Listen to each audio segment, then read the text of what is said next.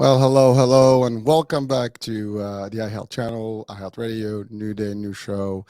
This is the monthly rendezvous we have with the one and the only Dr. Heim. This is Climb to Your Prime with Dr. Heim. Time for mental health, and we always need some of that good work. And Dr. Heim does bring us a lot of insights and value, and really some good advice to keep us motivated, keep us going in the right direction. So. Doctor, welcome to the show. How are you? Thank you very much, Hurricane. It's great to be back here. Wonderful. We're heading into summer down here in Sydney, Australia. And I know you guys are heading into winter, but that's the variety that the world gives us. Listen, it's all good, man. It is. It is. It's not so bad. I mean, it's a little, chilly here and there. We haven't gotten to the deep cold, but yeah, listen, it is what it is. We always have this thing, your seasons versus ours, and it's okay. So we're talking about two things. We're doing good things here. So doctor, first things first. I mean, we skipped a month, and I know there were some. We had a great show, the one before that, and there was a comment on the last, time we had the discussion. We talked about, how to let it go with things that you cannot control, and actually, Yes. somebody put a comment that we're not able to see them on the screen. So I'm gonna just read the comment just to be able to respond to them, and then we'll go into the questions we have. So the Sure. comment was, you're absolutely right of letting go of what we can't control, but trauma episodes, how do you overcome these? So that was the comment that was, and I guess it's a question as well. Yeah. Okay. So trauma is one of the most difficult things to overcome. And Hurricane, I have spent decades working with people who have experienced severe trauma. And the answer is not that straightforward and simple because the more severe your trauma, the harder it is going to be and the more difficult it is to let go. And a lot of factors go into that. But basically, the idea is to separate here and now from there and then. Because whenever the trauma happened, it was there and then. It was at another time, and each new day brings a new life. And in a real sense, Hurricane, the past isn't with us anymore. You can't show me even yesterday. What we have is the effects of the past. And the most that we can do is you may hear people say you can't change the past. But as I tell people that I work with, you can change the meaning of the past. So if the past was hurtful, if you are now somebody who is working to overcome that hurt, that's a much more meaningful present than if you are defined by what happened in the past. And there's a whole lot in that, Hurricane, and I don't know how long you want to spend on it, but thank you for that comment because it does boil down to what you can control and what you can't control, and to focus on the things that you can control. Doctor, we always have the time for you, so we'll make the time. So if there is more, great. By the way, we have Raquel Lupton. Yeah, she's actually just says, "Good to see you, fellow Aussie." So she's with us. That's I guess great. from That's good. Australia. That's good. So just greetings to Raquel there. Well, yeah. So again, I guess that was the response to the comment. Yeah. Um, and now we begin our series of questions that we have for this time. And so I kind of sort them up a little bit with the more relevance to date. So the first one I have is with the World Cup event happening in Qatar, we notice a great sense of joy, pride, and celebration. Yes. What are the psychological reasons behind all of it? And in general, how does festivities trigger emotions? Hector. Okay. Thank you, Hector. So what's the last part? How does what trigger emotions? How does festivities trigger emotions? Okay.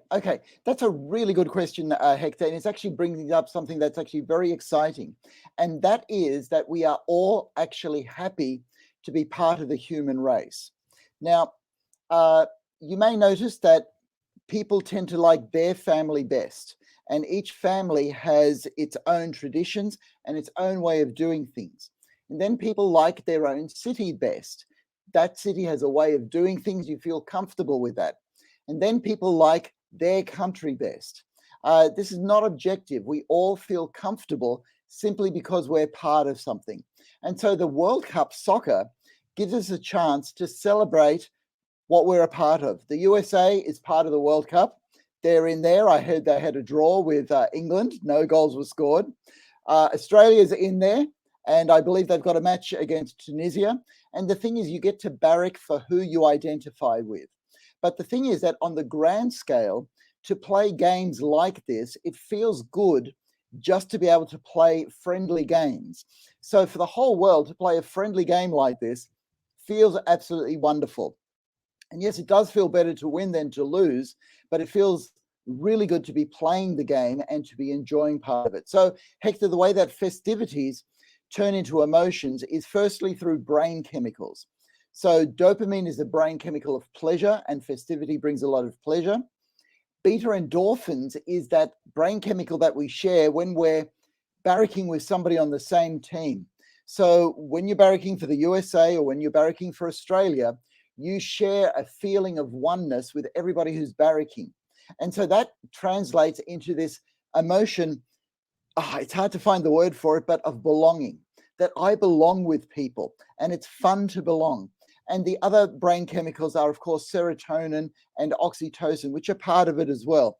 But to answer Hector's question, it's dopamine pleasure and beta endorphin sense of belonging, so we can barrack for a team and win or lose. It feels good to belong. It really does, Hurricane. It does, and it's amazing because it's funny because I was literally watching the replay of the game today just before the show. So for the U.S. team, and they tied, they played. Both teams did well, and they played, and it is what it is.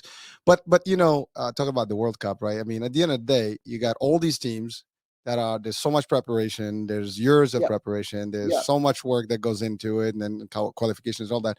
And we all know that it's only one team that's going to win the cup, and there's always a second one that's going to.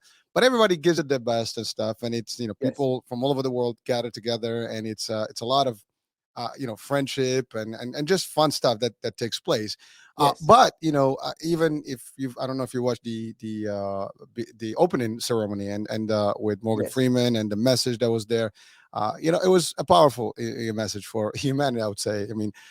And sometimes these events do bring us back to where we think that we could literally have an opportunity to coexist and live and have a good time together and not having issues. So, yeah. So if we take something like the Eurovision Song Contest, that was specifically put together so that Europe could sort of say, you know what, instead of going to war about our differences, why don't we just sing our differences and see who's the best? And I want to talk about the World Cup for a little bit, and I want to talk about the USA because decades ago, we're only talking about three decades ago, when the USA wouldn't make the World Cup, right? And now look at them. They are playing a draw with one of the most soccer frenzied nations of the world, England, okay? That's extraordinary. And this is the other thing, is when we all get better, we know that only one person's going to win or one country's going to win, but the expertise and sharing in part of the glory actually filters down to everybody. So the USA wasn't part of the glory of soccer decades ago. Now they are. And for every person who's ever kicked a soccer ball in a small way, we are all part of the excellence that we are seeing on television then, which means that you can own part of that. There are some unbelievable soccer players out there, and they're driven forward by absolutely everybody who kicks a soccer ball. So we're all part of it, Hurricane, and that's another way that the festivities make us all feel really, really good. Well, thank you, Doc. And I'm sorry, it's funny because I put the comment, Jason's comment waiting for the Australia Tunisia game. So, hey, go for it. I mean, hey, listen, we have to root for someone, right? So why not, right? That's right. It's funny because you watch the games and everybody gets excited about their team. And, like in my case, I have two teams playing literally. I have Morocco, which is my native, land, and we have the U.S. So I'm watching both teams, and let's see who's going to win. And then of course, I have the other piece. Whenever another team plays, you have to pick one that you're going to really go for, and it's amazing. Like there's always a good, but I have a rule. Technically, I look at whoever does the best in the game. So I try to keep it as that, because there's no reason to, I mean, if you play, you deserve to win. Sometimes you play and you still don't win, but that's the concept. So. Oh, no, that's exactly right. And so one of the things is seeing the joy of people do well, and doing well in soccer is absolutely extraordinary. But Caroline and I were at a party once where everybody was Mexican, and it just happened to be the night of the World Cup. So who did we go for? We went for Mexico, right? Okay. And we felt a part of it. And so you feel embraced by the people around you, and to share that joy, it really is beta endorphins, which is the brain chemical that gets released whenever we laugh with people, cry with people, make music with people, even when we go to funerals with people or dance with people. That idea of sharing as human beings is mediated by chemicals in the brain, and it's very good for us. It's very cathartic, but it also bonds us together. It's much better than some of the other things that we could be doing to each other, Hurricane. Much, much better. Well, definitely. I mean, we've talked, Yeah, most recently about the war and stuff, and this yeah, actually yeah. an event that almost kind of, upside down, the whole concept here. When you look at it, it's just a whole different concept, right? And it's happier. Yes, But that yes. leads to the next question. Well, not a comment. That's just for me. And it seems that it would be a good thing for all of us to get to just have more festivities because I think, we will tend to actually be happier and live better, across the board. Yes. And maybe that's what we should be doing, a little bit of more of that and getting together, and maybe that's going to change a little bit how things happen in this world. So Okay, just there's actually a very interesting relationship between working and festivities. If we humans were to have festivities all the time, we would actually get bored with that, which sounds really bizarre. But in a way, even watching the World Cup feels better after you've done a week of work and you say, I'm going to sit back and I'm going to enjoy the World Cup, right? Now, I know we're watching professionals who do it for a living, but for the rest of us, there's this balance between contributing and then having some entertainment as a reward. And if you can line up your pleasure and your purpose, so in other words, your work and your reward, then you've actually got a winning combination for your brain. That way, your brain is learning and it's enjoying itself at the same time. So that's a kind of a balance that we got to keep as well, Hurricane. Well, no, but that's I thank you. I appreciate the answer because to your point, I mean, this is like I always personally I look at sun and rain, right? Gloomy Yep. day and happy day. Yeah. You can't always be in the same, because you get bored and it doesn't make sense anymore. But like we talked about your summer versus ours, Yeah. we look forward to those changes to actually keep us going. So it makes sense. And but I just Jason actually just said it never seemed like the U.S. cared this much about football until That's now. right. Well. Well, I have to say, I mean, it hasn't been the biggest thing. I mean, I think our women team has been a lot more ahead, in terms of the football soccer as we call it Yeah. here. Yeah. But yes, but the U.S. team's been actually literally in a few of the last cups, and they've been coming up to rising up to the occasion, and they doing their piece. So we can say it. But yes, I mean, it's not the best, as far as the different games and types of activity sports that they that are just like, again, I guess in Australia rugby and is the biggest thing, right? Yeah. Am I right? Yeah. Yeah. You're right. Here You're it's right. here's American football is the key, Yeah. baseball, so we got different things, but they're doing it, so that's there's nothing wrong with that. But they you know what it is, they put the energy and they put the work, and everyone actually that made it to the cup has literally worked their butt off to get there, and they're there, so they're making the best out of it. That's all. Oh, yeah. And so did the countries that didn't make it to the World Cup, right? And they'll be working so that they make it in the next 4 years. Sorry, doctor, I didn't want to disturb but the question to you is, if the World Cup was every, you can read it, I'm assuming, right? You can see it. Yeah, yeah, yeah. If the World Cup was every year, would it be less enjoyable? And that's actually very hard to say, because in a sense it is, because let's say you've got the Super Bowl every year, or you've got the soccer cup final in the USA every year. And to organize that in the whole world, it takes a bit longer. And so there's a bit more anticipation and there's a bit more preparation that needs to be done. So in a sense, to wait 4 years makes it all that much sweeter. And so, can I say that it's less enjoyable? Yeah, that's what I'm saying. It'd be less enjoyable. But when you have the build up and when you go to that level of excellence that you have to wait 4 years for, just like the Olympic Games, it makes it that much more significant and that much more enjoyable. There you go. All right, thank you, doctor. So I think we're good with the soccer piece, unless our guests have any questions, but they can come up. Thanks, doc. That's all All right. right. I love it. Now we're interactive, so I love it. By the way, this show is live, and you guys can, write your comments on the chat box here, or you can actually also dial the number, and you can chat with the doctor on the calls. The number is on the screen right now: 732-332-8493. So yeah, please. So my next question, this is actually related to the holiday season, and as Yeah, you know, we just begun our, I guess, marathon. It started for us in the US. We started with the Thanksgiving, and yeah, today was Black Friday, and I'm not sure even yes. Black Friday is all over the world. I think it's already now a world phenomenon here. But this is about a shopping question. A shopping So question. Okay. yeah, well, my name is Samantha. My biggest problem is shopping. I'm a shopaholic. I go crazy and buy a lot of stuff, whether I need things or not. Then when I get home, I get stressed and question if that was all necessary. Then I Yeah. really get upset. Now that we are on the holiday season, I have anxiety. What is my diagnosis and how can I control this urge? Okay. Okay. So All that's right. I'm, Samantha, I'm is sorry, I'm it? laughing. It was just because it's. No, no, no. I That's think I great. have some of that too, but Yeah, we all have some of that, okay, and all of us that are connected to the internet are all battling this same sort of thing, and it actually relates back to something that we had in the soccer discussion, and that is to connect pleasure with purpose. All right, and the thing is that the brain loves pleasure, and we all do, but if we have excessive pleasure, it actually leads to pain, and the example of this is actually the people who end up being addicted to recreational drugs. Got to remember, they went for pleasure first. What they wanted was pleasure. They didn't want an addiction.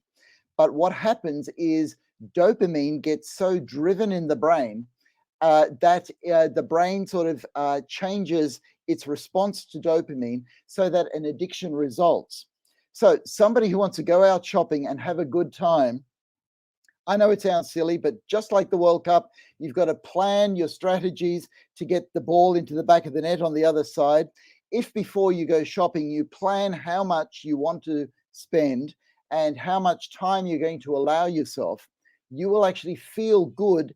You'll get that optimum pleasure when you stay within your own boundaries. Okay. So you give yourself the pleasure, but you stay within that pleasure boundary because more is not better. It's just like ice cream hurricane. We may like one ice cream, we may like two, but if you're having 10 or 12 ice creams at a time, you'll be spending the rest of the time close to a toilet so you can throw it all up again, right? The pleasure value goes down really steeply.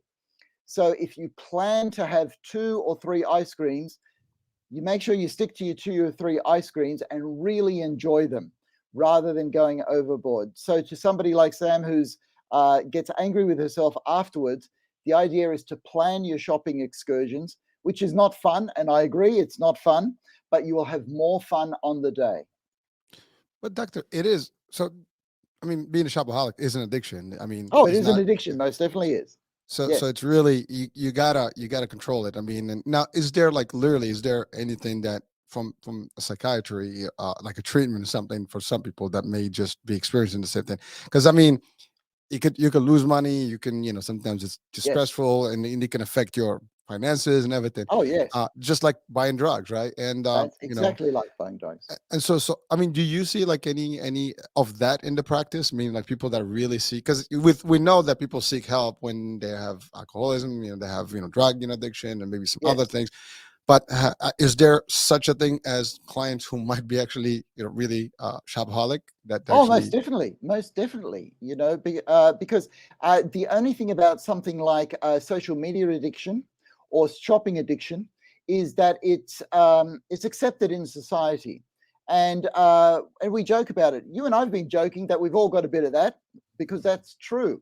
But in the brain, it actually works the same as a cocaine addiction, an amphetamine addiction, or an alcohol addiction, right? And it's just that somebody who has an amphetamine addiction who can't live because of that addiction will do something about it.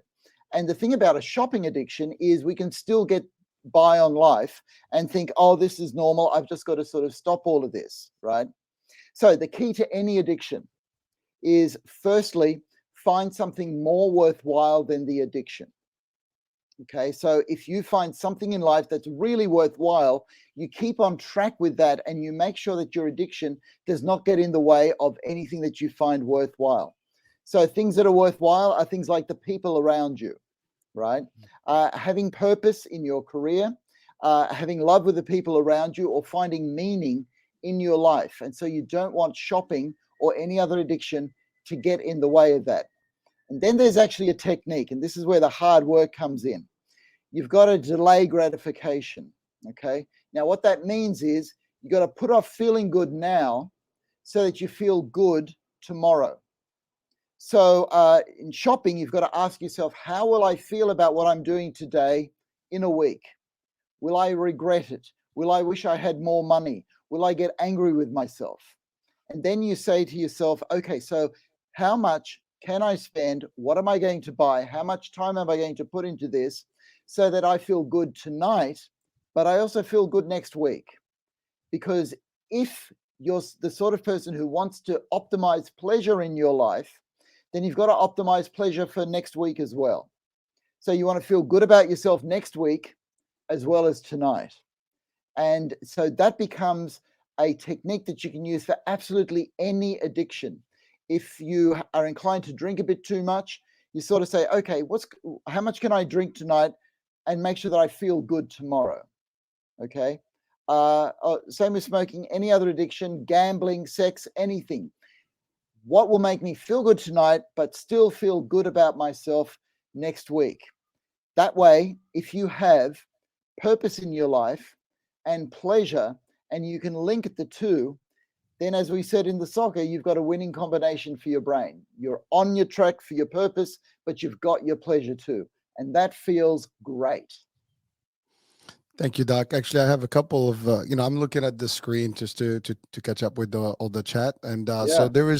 there's some, hold on, Jason, I think. This is where we talked about gambling since you were talking about that. Yeah. Yeah. And, also there is, Raquel said thank you. Okay. You're welcome, Raquel. You're welcome. And then I have a question. I'm not sure what the Alba administration, but, this is probably a local thing, but, I don't know. Yeah. Okay. So that's talking about our government. So the question is Anthony Albanese doing anything for mental health and addictions in Australia? And the other comment from Jason was that gambling is one of the worst addictions, and there's a lot of denial around it. And but that's actually quite true. So I'll talk about the gambling first, and then I'll talk about what we can do on a government level for mental health and addictions. Now, the thing about gambling is you tend to deplete yourself not only of finances, but also of friends and family. And the thing is that gambling works just the same as an amphetamine addiction. You end up with pleasure in the brain likes it, and it wants to keep going. And there's this idea that more must be better. And so the difficulty is finding a purpose, finding something that you love more than your gambling. And the people around you are always good, because if you love your mum more than the gambling, or if you love your partner more than the gambling, then you will start to bring that under control, not for yourself, but for them. And that actually becomes more of an incentive for us. Sometimes we won't do enough for ourselves, but we'll do it for another person. And so again, it's linking the pleasure and the purpose. And again, it's delaying gratification, saying, I will feel better about myself if I don't do this. And a lot of people say, well, you can cut down gradually, and that may be true. But for some people, you've actually got to stop. Okay. And I'm going to start going into crazy territory here, Hurricane. I'm going to say something bizarre. But for some people, what can help with their addictions is to imagine that gambling doesn't exist anymore. So let's say you go onto the internet and there's a site where you play poker. To actually say to yourself, even knowing that this is not true, that site does not exist anymore. Don't bother trying. While you say that to yourself, your brain will actually believe it. And you can actually get to the stage where you will go, I can't go to that site because it doesn't exist, even though you know that it does still exist. And is this a game? Yes, it is. This is a mind game. But the idea is to get rid of the gambling. Okay. So now if I turn to the question about whether governments are doing anything for mental health and addictions, it's very difficult to be in government because you've got to please so many different people. And particularly an addiction like gambling, yeah, it keeps a lot of money flowing in a direction that a lot of people like. So straight away there, a government can be, and I'm not saying that any particular government is, but they can be in a compromised position because the way we paid for our opera house here in Sydney was through a lottery, which is kind of controlled gambling. So the way we raised our money for that was through gambling, and we're happy to have an opera house now. So the government has to make these really difficult decisions. One of the most difficult decisions is around mental health in general, right? Mm-hmm. And look, I have to advocate for mental health because the truth is that governments around the world do not invest as much in mental health as they could. And one of the reasons has to do with the stigma that mental health used to have, that it was only those people that had mental health. And Hurricane, we now live at a time that that's just not true anymore. The projection is that half the world's population will qualify for a mental health diagnosis. So we have to do something to get on top of it. And Hurricane, for me in particular, I have a heart for young people, and it's young people that are suffering from mental health issues, gambling addictions, and all other addictions. And these things need to be understood so we can literally save the lives of our younger generation. Which is why I do what I do and why you do what you do, because we're into preventative mental health. We want to try to stop the people getting into addictions before they occur.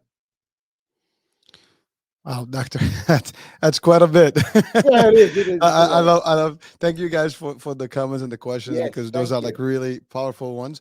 But just listen to you, doctor. Two things you mentioned. One is related to the question of gambling and the government.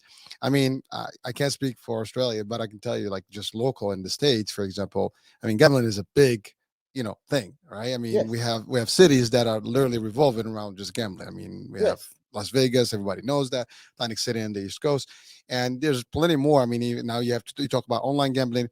It is big. It is regulated. There is even state police is involved in there. There's so much stuff going on, and it is there's hotlines for addiction. Even when you go there, if you have a problem with addiction, and you should call. So they have some. It is like available to you, but like it's here, but there's some control measure. Similarly, if you think about it, it's the same thing as I would say alcohol, right? You can buy alcohol everywhere. Totally. Bars are open, stuff, but there is rules and laws and stuff. And if you get, messed up about it, you'll pay the price. So there is that challenge, between like the balance to make money and generate revenue and also kind of keep everybody in check. Yes. And it is not always easy because that balance itself is difficult because everybody's different. To your point, maybe the new generation may be different, in terms of how they approach these things. And whether it's the gambling, again, gambling is motivation, right? I mean, you're like, I want to make more money. I mean, we just had like one of those mega million thingies, where people can bet and just hopefully get a lot of money. And everybody wants to be in it. Sometimes it's a joke. I mean, we get Super Bowl, people get into it, right? There's so many things. I mean, I'm sure the soccer now, there's betting going on everywhere, whether legal or not. I'm not going to go into that route, but exactly, but there's always some stuff going on. But so there's, to your point, it is hard. And in terms of the statistic you mentioned, which like literally half of the population can have some sort of diagnosis. I mean, that is powerful. I mean, it's almost mind-boggling. I mean, just hearing you say that, I mean, I guess I qualify too. So okay. So well, we all do, Hurricane. That's the whole thing. So we can actually look at some studies, because when the United States went through its prohibition era, where it banned all alcohol, that was a huge experiment. It was a huge study. And from that, we now know that putting in a total ban, it just doesn't work. It makes things worse. So you go to harm minimization, you go to asking people to be responsible for themselves. Now, the thing is, the competing thing is keeping money flowing. It's actually good to keep money flowing, because the more prosperity we have, the more we can drag people out of poverty, right? But how far do you go to keep money flowing when it can become a danger to people. And this is where I can look at a study that was done in California, UCLA. They do a study where they ask freshmen a whole lot of questions. So in the first year, and in the 1970s, 80% of people said that they wanted a meaningful life, and only 40% said that being financially independent was important to them. So we fast forward to 2011, and it's almost exactly the opposite. 76% of people say that getting money is really important to them, and 40% of people say that having meaning is more important to them. So what I'm talking about there is a switch in values.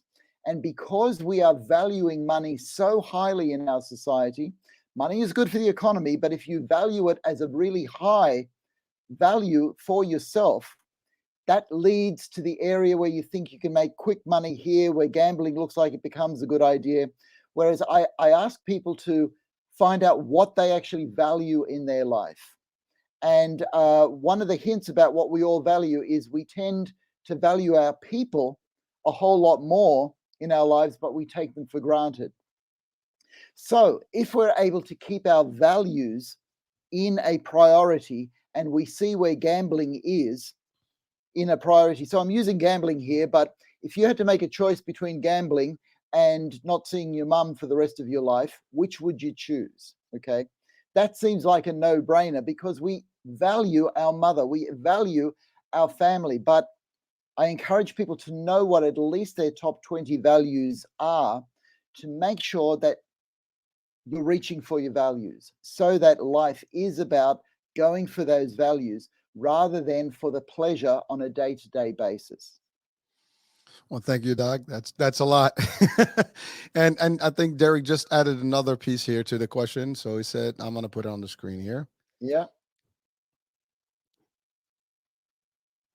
Yeah. Okay, so a lot of my kids at my daughter's high school vape, and how has it become so popular, right? And that's very interesting. So the scientific answer to that is, bottom line, we don't know, all right? But if you looked at our whole society, and this has been driven from the medical industry, over the last 50 years, there was a concerted effort to take smoking out of society. So in the 50s and the 60s, there were a lot of movies that made smoking look really cool. And through the 90s in particular, we said, this is costing us too much in health. Let's take it out. And we actually got to the stage where smoking is now far less socially acceptable. If you're a smoker, you've got to go out somewhere to smoke. Also because of passive smoking affecting other people, we've kind of taken it down a lot. However, people still wanted something, and so there was a niche where people were able to bring in a product called vaping, and initially there was this idea that vaping was better for your health than smoking was. And there are some studies showing that that's not true, that vaping brings its own problems with it. So in a way, it filled a void there, and that's how it became popular again. And how does anything become popular? It looks cool. People think that it's cool. And if you get that sense of belonging, like we do when we're watching our team at the World Cup, that is what can be exploited commercially, but that's what makes us feel good. So the idea, bringing it back to values, is if we can get that feeling of belonging with people, belonging with friends and family, without having to go to addictions like vaping, then we would be having much more pleasure and enjoyment in the whole world. I know it sounds idealistic, you know. Not, but it is. But you know, it's funny because I love the question, because this is actually something I had literally a discussion about last night. Oh, okay, good. Because both my kids are in high school, and it is almost all their friends actually have vaping. And yeah, the funny part is that I just found out yesterday that in New York and Jersey, for example, both states have actually banned the sale of vaping now, and they actually going into the shops and stuff, and they're really finding people who are still selling those, right? And the reason, again, it's not a big smoke. You can literally just sneak it into, and what's been happening in the schools, that They don't do it in the classroom. They just go to the bathroom break and they just, get a few puffs. And those things can actually have anywhere between 500 to 1,000 puffs, Yeah. in one of those little things. And it's liquid nicotine. So actually, from the health perspective, it's not doing anything less than what the No, cigarettes that's are. right. That's right. So you're just But you getting get it from. different flavors. Yeah. Yeah, and so I was literally shocked to hear that actually that is being banned. I mean, I still see it. My question was like, well, I still see a lot of kids doing. That's because people are still selling it, and they're not supposed to. They're cracking down on them, and a lot of states are kind of getting into this. But it became almost a pandemic of its own because, like, everywhere you go in the youth, especially the teenage and high school students, that is a big thing now. You can see it even in movies and stuff. To your point, movies always a good influence or a bad influence, depends how you look at it. Yeah. And people tend to just mimic whatever they see there. If it's cool, it is exciting, I want to do exactly that. I mean, listen, we all, I would say, me personally, my days when I was younger, there was things that I saw in the movies that were my influence, but Yes. luckily they were not the bad ones. I mean, I used to love skateboards, so I see skateboard movies. That was my thing. I mean, Yes. other things. I mean, I've done some sports and stuff based on the movies. That was kind of Yeah. like my inspiration. But some people find whatever they like, and then they go into it. But this is more serious. It's a detriment to your health, and hearing this comment, this is a world global pandemic, literally, that no one is really talking about it. It's under Yeah.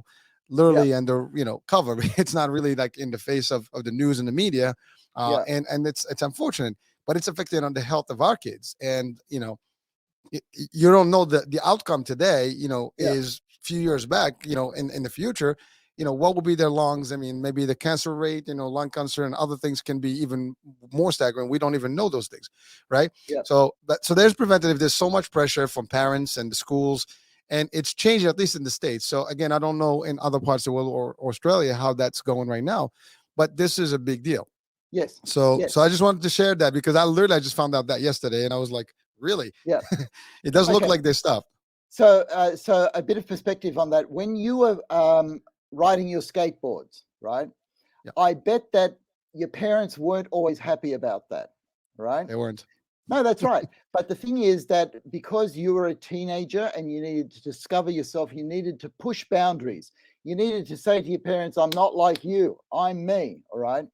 Now, the thing is that the boundaries have gone right out, that teenagers still need to do that, but they're looking to other things. And the thing is that the message, don't do that, is not going to ever be enough, all right? So if, let's say, particularly with teenagers that are, let's say, 13 and 14, if you can put on a big party that is a lot of fun and everybody wants to be there, but one of the stipulations is, oh, sorry, we don't have any vaping here, you just won't be allowed in, okay? You'll find that to be part of it, to be part of the fun, people will say, that's okay, I won't bring my vape along. Let's do without it. Let's have some fun without it. So often the question is, what are the teenagers in particular doing without that means that they have to vape? And one of the things that they're doing without is a sense of belonging, sense of being with a group where they are being accepted for who they are. So at the moment, I would organize parties around watching certain World Cup games, all right? And say, man, we're going to have a fun party here. And you make it a party, obviously, without vaping, all right? But with so much fun that people feel good about going there rather than having to do something else, because they are a whole lot more fun. But there's less of that in society because, unfortunately, we've got studies to show that all of us have less friends than we used to have decades ago. And one of the biggest pleasures used to be just hanging out with friends. Now it seems to be hanging out with friends and doing something else that is often not good for your health. So that, yeah. Go ahead, Doctor. Yeah. Sorry. No. So the question is not how do we stop them doing something, but how do we give them what they really want? Because you know what people really want: love, family, friends, and pleasure. They really want that. Doctor, listen to you. It brought me back to years back. At a job we used to work with community affairs in New York City, and because we're in health, and so we were doing a lot of work within the community. And one of the things we talked about, some of the offices was the gangs, and there was also like some sort of movement of gangs in the area that Yeah, we were yeah, okay, working. yeah, Like street gangs, yeah, and and there were a lot of youth, in those gangs, obviously. And one of the things that they all agreed on is that when they talk to their leaders, whatever, and they try to kind of approach them, and all they found is that it was just, again, what you said, the sense of belonging. They wanted yeah, to be part of a family, and it's like almost capitalizing on that because they might not have had that in their upbringing or their roots or family, whatever they were raised, right? And so yeah, that was that part. But it again, that's an extreme example. But to your point, it could be anything. In this case, the vaping is just a cool thing. I mean, like when I ask my kids, like they've been approached with it themselves. I mean, yeah, they never admitted to me that they did or not. They said they did. So I'm assuming I take their word for it. But the fact is, I know their friends actually they do it. They're not hiding, and but it is a tough one, right? And all I do is I explain to them, the ramification. If you did that, this is what's going to happen to you, right? At yeah, the end of the day, your body is yours, and you're the ones who's going to have problems, in your health if you do something, whatever it is.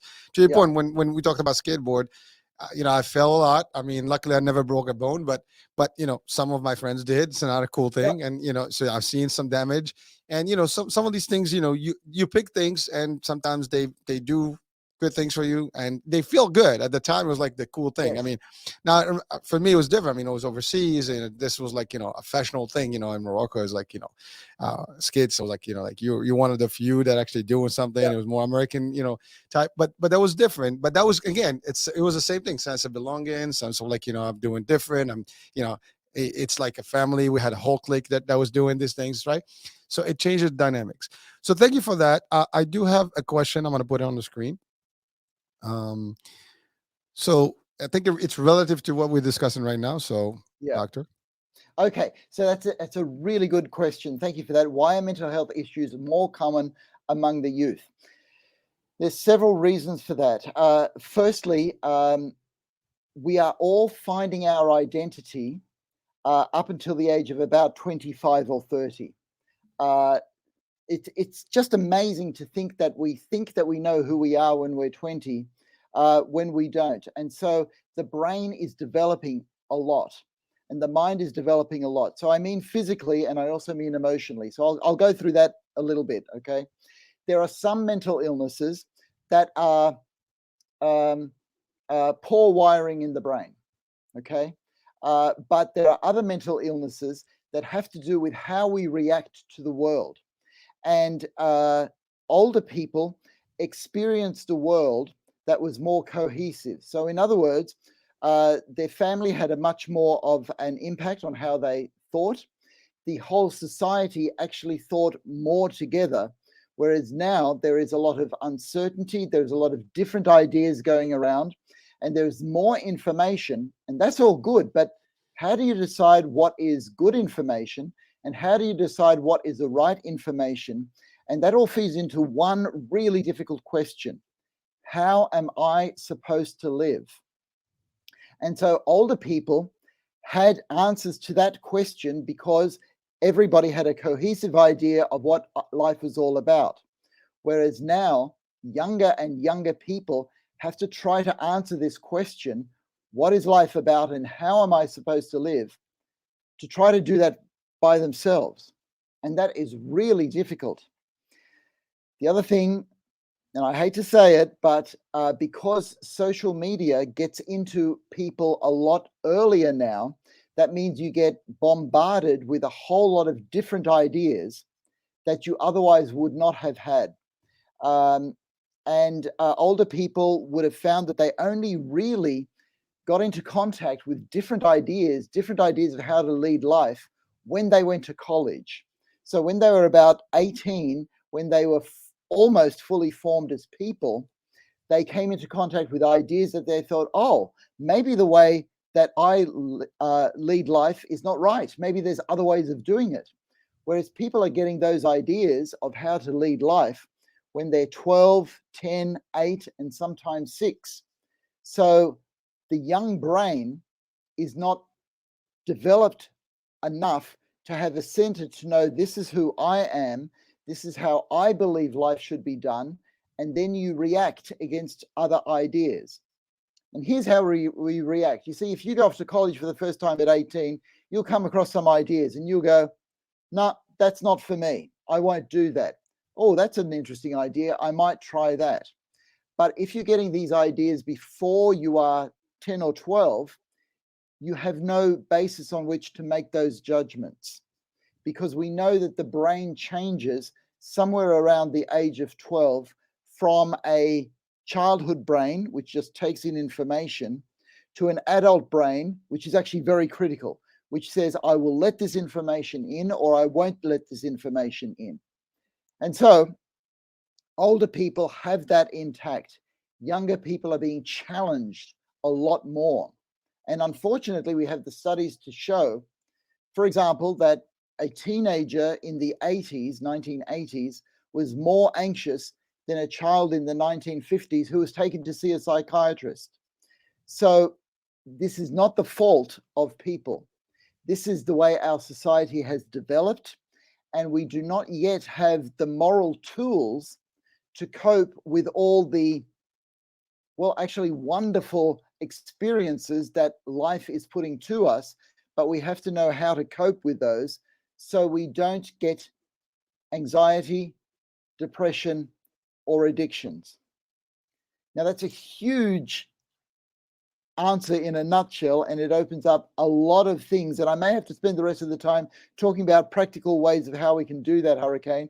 I'll see how you want to take it. But that's basically the answer to the question, why are younger people more prone to mental health issues than older? We have a few minutes. I mean, if we can just give a couple tips, because I do have a comment and also another question that's almost related to the same. So, yeah, I mean, doctor, is your pace. So you tell me. Okay, good. Okay, so the one thing that I will bring people back to is to know what their values are. Okay, and how do you know your values? The quickest way to find out your values is to say, if I had to die in 6 months' time, what would become important to me all of a sudden, right? So that's where family, friends, or something that I want to express myself in becomes important. And a whole lot of other stuff, like shopping for the best clothing, all of a sudden doesn't become that important, right? But we don't ask ourselves that question. So I'm going to give you a little acronym. To find out your values, be armed. ARMED. A, what do I admire in myself and others? R, what do I believe is the right thing to do? Now, a lot of people are guided in that by a family religion or things that they believe, and that's good. It's part of your values, but nobody can tell you what your values are. You have to decide that for yourself. So R is, what do I believe is the right thing to do? The M is, what motivates me to do well? What's going to drive me forward in my life? The E is, when do I feel full of self-esteem? When do I feel good about myself? Because if you do things that you feel bad about, that's only going to make you feel more despaired, and you'll work more towards having to get instant pleasures rather than delayed gratification, and feel good about yourself. And the D is actually, if I had to die in 6 months, what would become more important to me? And so if people know what their top 20 values are, and make sure that the pleasure that you have doesn't get in the way of what's really important to you in life, then you'll have the pleasure and the purpose, and you've got a winning combination for your brain. Your brain will love you. Doctor, I think that's so powerful. I mean, listen to you. I mean, this whole acronym ARMED. I mean, it's like you don't think about it, but as you broke it down, it just makes a whole different sense, to all of us. And I think, I don't know if people highlight that enough or know to utilize that. I think today, I mean, this is going to be a cue to a lot of people, and hopefully we're going to promote some of this message across the network just to keep, people into it so they can absorb this and maybe apply in their life. Oh, Hurricane, that'd be great. That'd be really good, because you know what? It's not cool to know your values. It's not cool to sit down and think about your values, right? But you need your values on the Saturday night when you're out with your friends and you're living a bit more on the edge. You got to know, is this what I really want? Okay. And sometimes the answer will be yes, and sometimes the answer will be no. And you will limit your pleasure so it doesn't do you any harm. Because the bizarre thing is there are a lot of people there who want a lot of pleasure and to enjoy life, and they're actually harming themselves in the process. If you go for pleasure, you end up in pain. So there's got to be something more to go for. Thank you, Doc. So when you said, you made that comment about the 25, like where we find our true identity. I mean, we had Raquel also, comment here, which Yeah. I literally had the same thing. I mean, that's a wow. I mean, that's half of most of, I mean, I would say not most, but at least 1/3 of our lives if we've lived, to 90. So Oh, exactly. that's a lot of time to actually even find the identity and just be you, a true you. Yeah. It is amazing. I mean, to hear you say that, it's just wow. Okay, and for Raquel, I'll actually explain why I chose 25 to 30, because that's when the frontal lobe, so the front part of your brain, is fully developed. Okay. Now, your brain changes through your whole life, but it develops, and the importance of that is it's the front part of your brain that does the rational thinking. It's the inside of your brain, the limbic system, that does the feeling. And for mental health, you want to match them up. You want to think about what you feel, and that way you will be able to decide whether something is good for you or not. Because it feels good to feel, but that can lead you into trouble. Whereas if you think about how you feel, then you can have the good feelings and your life on track at the same time. So thank you, Raquel. And thank you, Doc.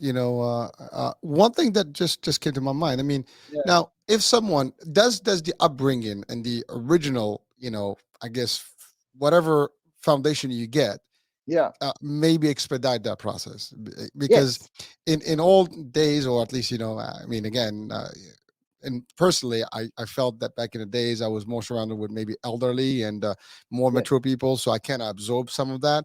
And for example, it depends on the entourage. If you're really just with folks that have less to offer in terms of maturity, then you're probably going to have a longer time to actually discover your own identity, as opposed to the other way where you get, is there a relation to that? Is there a connection with? There's a huge relationship, and parenting is very, very important. And so the art of being parents that provide a safe, secure, loving home is very, very important. However, I want to let people know that if you haven't had that, that doesn't mean that your life is ruined, all right? There was one particular psychiatrist, his name was Erik Erikson, and he chose his own name, Erikson, because he decided that he brought himself up. He said, my parents, they didn't do a great job. I've got to bring myself up. And he worked all this out in his early 20s, and he decided this is what he needed to grow up. That's why he called himself Erik, son of myself, Erik Erikson, right? But this is why I encourage people to be the parents that they can be. And you don't have to do too much. You just have to keep people safe, secure, and provide the love. That's all that it takes. And if you've got that going, then your child will actually grow to be somebody who is able to think and feel with an identity that they can be secure in. Because you need that, because sometimes the world does some very strange things. And so we need a center so that we can make decisions that's good for us. Thank you, Doctor. And we do have, I know we're coming up to almost, a few minutes of the show, but I do have an additional interactive question here that came on. So I'm gonna put it on the screen from Eric. Okay, so how can parents support their children's mental health? And do you think that social media restrictions from parents are a good or a bad thing? Okay, so the short answer is parents can support their children's mental health, and putting restrictions is actually a good thing, because parenting is a real skill. When a child is 1 year old, that baby is totally dependent on you. But by the time they get to be about 18 or 20, you want them independent of you. So you've got to have this slow move of responsibility from the parent to the child. So social media, the United Nations tells us that no child should watch social media at all under the age of 1. Okay. And the United Nations tells us that any child under the age of 5 should not have more than 1 hour of social media exposure in a year. So what that tells us is that too much social media exposure is a problem. And the thing is to negotiate, to work together, to sort of say, this is what we do in our family. We're doing this because we love you, and we want you to have the skills to negotiate a world that is wonderful, but can be a bit weird sometimes as well. So yeah, Hurricane on YouTube, I've put out a clip on social media and how to control that in your life. And I give tips there on how people can do that, because it's really important. But parenting, we're finding out scientifically, is probably the most important way that we can get people's mental health back on track. Because I got to tell you, love feels good. To be loved by parents, even if they're harsh, even if they're permissive, even if they stuff up, because I don't know of any parents that are perfect, they still love you, all right? Okay? And that's what feels good. That's what makes life worthwhile. So parents, give your children the love. Children, when you're getting disciplined, know that it's being done in love. I understand not always, but most of the time it is. So yes, parents can influence children's mental health. Well, thank you. Hold on, I think there's a follow-up. Give me a second. You're interactive, so Okay, so if I don't allow my kids on social media, says Eric, they may fall behind the rest of society. Okay, that's a very good comment. So we tend to think in terms of all or nothing, whereas we actually know that social media is not all or nothing. Okay, let me talk about my social media use. Okay, I can have the laptop open, and for a lot of the time, it's work. I've got to be connected to know about the latest ideas in psychiatry. Other times, I goof off. I take time just to enjoy some of myself, and I know the difference. And the thing is that it's a real skill to be able to know the difference between when you need the information, how to discern what's good information, and then when you're there for entertainment, and then when the entertainment actually is not in your own best interests. So rather than saying an all or nothing, it's more teaching the skills of knowing that you will need some of this for work, you will need some of this for information, you will need some of this for good communication with your friends, and you got to be careful of this area where not only is it not good interactions with your friends, but you may actually have some interactions that will harm you with people who don't care for you, but actually want to harm you. So there's all a range. And so as children grow, they need to be able to have these skills. And people, by the time they're in their 30s, they've got the skills. They know what sites to stay away from. They know when they're wasting their time. They know when it's Friday night and I just want to have a good time, so I will let myself go. But they'll also know that if they do the same thing on Monday at work that they do on Friday nights near midnight, that they'll lose their job, all right? So that's not a good idea. And they're skills that we can actually teach our children. Thank you, Eric. what one comeback from Eric, and we'll close the show with that one. So okay, is there a specific aspect of social media that you think is worst for mental health? Yes. Is that Laura? Is it okay? So yeah, so cyberbullying is unfortunately the worst for mental health, and for the first time ever, suicides in females is starting to rise, and particularly in female teenagers. And it's because of cyberbullying. It's because of the power of what we started off with right at the beginning of this show, the power of the need to belong. We all have a need to belong. We all want people to accept and understand us just as we are. And when that becomes an online community rather than face to face, then there are people who can start hurting you anonymously. And that starts to really grate at our mental health. So if you know anybody who becomes the victim of cyberbullying, take them aside, take them off the social media, get them to see real family and friends in the flesh, to enjoy people together over meals, over silly games, over just chilling out. because people tend to take care of each other when it's face to face. But when it's anonymous and over the internet, gosh, can some people be brutal. So unfortunately, the worst thing for mental health is cyberbullying and anonymity. Whereas people that you know are friends and sharing as friends, that has to be good for you. Thank you for your question, Laura. Well, doctor, thank you so much. And I want to, I mean, we've at the top of the hour here, so it's been a quick hour, I have to say. We had to cram in Oh a lot yeah, of good stuff. It just went by so fast.